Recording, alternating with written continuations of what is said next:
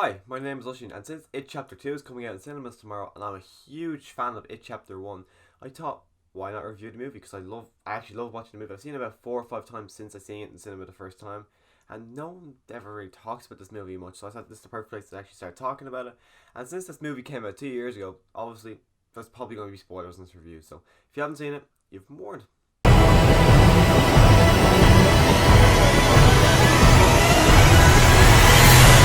And by far, my favourite part of this whole movie is actually the Losers Club themselves. Now, I don't know how the adult version is going to go because I got some actors there I do like James McAvoy, but the rest of them I don't really know them. I know the guy who plays the adult version of Mike. I know him to see. I don't really know him much, so I'm a bit mixed on how we're going to see the adult version of the Losers Club.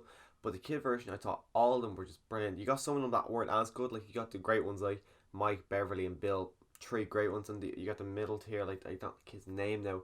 I think it's Stan's the Jewish kid. I don't know the name of the guy who's got all the fear of in, um infections and injuries. All I don't know. And then you got the other two kids here. He's kind of they're there, but they're not really main players. So you have to. I think Ben's one of his names. And I don't know the other kid's name, but they're all actually brilliant. So you actually believe that they are friends. It's a good group of friends where everything they do, you see them do it together. You believe when there's a fight throughout the movie with Bill and Mike when they have that little fist fight, you believe that they actually are pissed at each other. And then at the end, when Stan says to Bill, "I hate you," you believe that he actually does hate him, and because he looked him dead in the eyes and said, "I hate you," and then laughed. You can't. It's you say "I hate you," something like that. You kind of mean it, so it's not one of those situations you can just brush off so easily.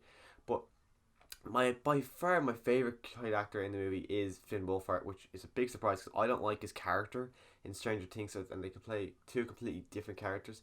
But because I didn't like his character in Stranger Things, I kind of grew on to not liking the actor. But I actually love his performance and his character in this movie. He's by far the most enjoyable person to watch, and he's hilarious in the movie, which kind of helps me like Finn Wolfhard a bit. And I'd say that he's in chapter 2 as well. I'm looking forward to seeing a bit more of his character because he's by far the best part of chapter 1. Now, I'll talk about Pennywise in a minute, but I'm going to talk about the bullies first. The bully of Henry is a complete psycho, where you not only see him kill his father by putting a knife up to his neck and then opening it and it pops inside his neck and kills him, but you also see him try to carve his name into Billy. No, it's not Billy. It's the bigger kid. But the fact that he's doing that, and I heard in the miniseries he doesn't. He's about to do it, and then the kid jumps backwards, but he actually gets a H carved into his name, and it's just like the fact that he's doing that, and he actually chases him to carve his name into him, and it's ridiculous. It's This bully is a complete psychopath. I think he's, if anything, he's scarier than Pennywise because Pennywise is a demon who's doing this because he has to eat. This kid's doing it because he's an absolute psychopath. So I thought he was incredibly creepy, and he was the scariest part of the movie. And Pennywise himself was very scary. I wasn't that scared of him, but my girlfriend is terrified of clowns. So as we were watching this movie the other day, there's a scene when when they're looking at the projector and it starts glitching, and then huge Pennywise jumps out. She jumped like crazy, and as well the scene when Beverly gets captured, she jumped out of her chair and it scared the crap out of me. It's her reaction to jump scares scared me a lot more than the jump scares did.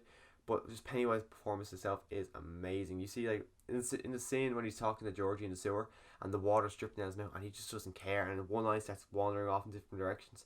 I found that the actor can actually do that. It's not CGI, which is completely mad to hear. But Pennywise himself is such an amazing performance, and he's probably the best adult performance of the movie, if not. He's probably is maybe one of the best performances of the movie next to Mike, and Bill himself does an amazing performance. I think those three are just amazing performances in this movie.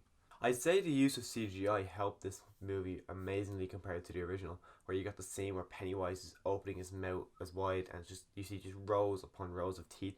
You probably couldn't have done that back in the 90s, which is probably a major benefit with CGI to this movie. So that does help it out a lot. The parents of this movie, it can be hard to watch, where you got the parents of Henry and Beverly, and you can tell they're both abusive parents. Even Beverly's, you can't tell it's sexual abuse. And then the kid, I still can't remember his name, but the guy who's afraid of infections, as mom actually lied to him and stuff like that, is mad. And then even Bill's dad flipping out on him for it because he just wants to find Georgie so much. Just to see these parents just to flip out at their kids, and we know it's because of Pennywise that he's kind of messing with the town to make them kind of get annoyed.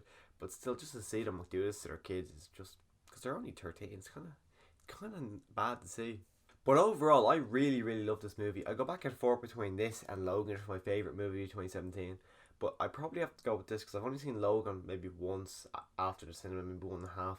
But I've seen it, as I said, like 4 or 5 times, and I love it. I think it's a lot more rewatchable than Logan is, because Logan, it's a lot to watch to put into that movie. Where it is just such an enjoyable movie from start to finish, just seeing the kids' elements of that.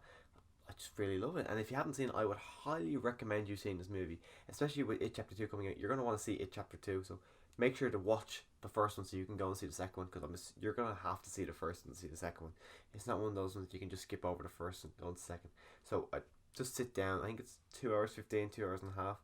Just sit down and watch it this week, because it's an amazing movie. Now, if you like this review, I'm going to be doing It Chapter 2 tomorrow, if not tomorrow, Saturday. So there will be an It Chapter 2. I was going to do a ranking, but I couldn't get through the miniseries. So if I ever do get through the miniseries, I will rank these movies. So if you want to kind of see that kind of stuff, click subscribe so you can see it in the future. I've got all these other ranking and movie reviews in my channel, so you can click subscribe to see them as well. And as always, thanks for watching.